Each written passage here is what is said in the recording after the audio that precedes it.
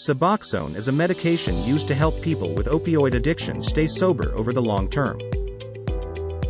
Suboxone contains both buprenorphine and naloxone.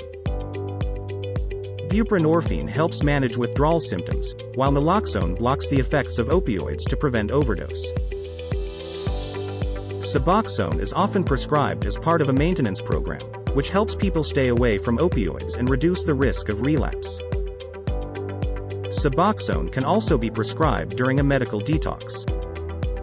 Like other medications, Suboxone can have side effects, which include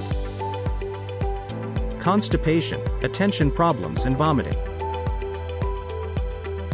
insomnia and heart palpitations.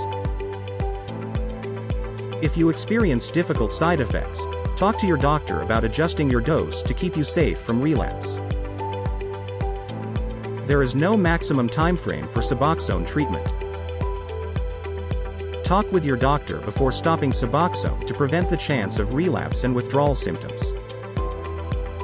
If you need medical detox and rehab for your addiction, the Recovery Village can help. We offer evidence-based treatment programs that may involve Suboxone treatment as needed. Call our recovery advocates today at 855-239-9898 and get your life back.